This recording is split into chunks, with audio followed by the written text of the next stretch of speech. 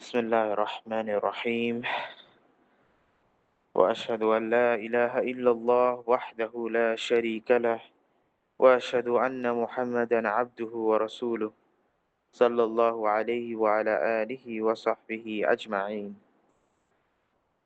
আলহামদুলিল্লাহ আমরা কিতাব আ'লামুস সুন্নাহ আল মানশুরা থেকে পড়ছিলাম ফি বাবিল ইতিকাদ আকীদার উপর লেখা এক অসাধারণ একটি কিতাব লিশেখ হাফিজ ইবনে আহমদ আল হাকামি রাহিমাহুল্লাহ।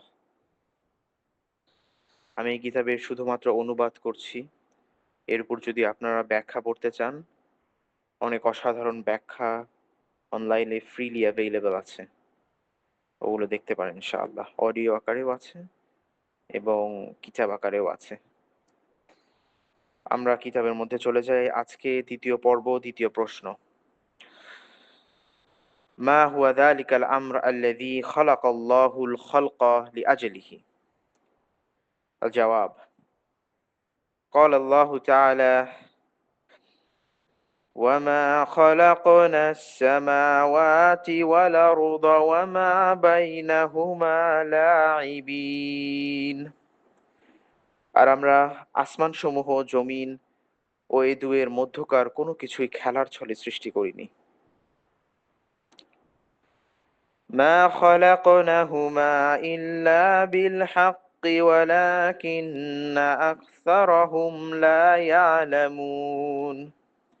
আমরা এই দুটিকে যথাযথভাবেই সৃষ্টি করেছি, কিন্তু তাদের অধিকাংশই তা জানে না। সূরাত আদ-দুখান আয়াত ৩৮ এবং ৩৯। وقال الله تعالى: وما خلقنا السماء والأرض وما بينهما باطلا ذلك ظن الذين كفروا فويل للذين كفروا من النار। আর আমরা আসমান, জমিন ও এ দুয়ের মধ্যবর্তী কোনো কিছুই অনর্থক সৃষ্টি করিনি। অনর্থক সৃষ্টি করার ধারণা তাদের যারা কুফরি করেছে। কাজেই যারা কুফরি করে তাদের জন্য রয়েছে আগুনের দুর্ভোগ। ওয়াকাল আল্লাহু তাআলা, আচ্ছা এটি সূরাত আস-সাদের ২৭ নম্বর আয়াত ছিল। ওয়াকাল আল্লাহু তাআলা: وخلق الله السماوات والأرض بالحق لتجزى كل نفس بما كسبت وهم لا يظلمون। আর আল্লাহ আসমানসমূহ ও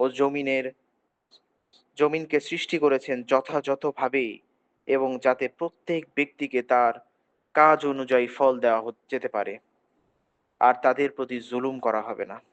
সূরাত আজ-জাসিয়াহ আয়াত ২২ নম্বর আয়াত। وقال الله تعالى: وما خلقت الجن والإنس إلا ليعبدون। সূরাত আয-যারিয়াত আয়াত ৫৬। আর আমি সৃষ্টি করেছি জিন এবং মানুষকে এজন্যই যে তারা কেবল আমার ইবাদত করতে পারে, তারা কেবল আমার ইবাদত করবে। না, আজ এই পর্যন্তই। ওয়াসাল্লাল্লাহু আলা নবিয়িনা মুহাম্মদ ওয়া আলা আলিহি ওয়া সাহবিহি আজমাইন। ওয়াসসালামু আলাইকুম ওয়া রাহমাতুল্লাহ।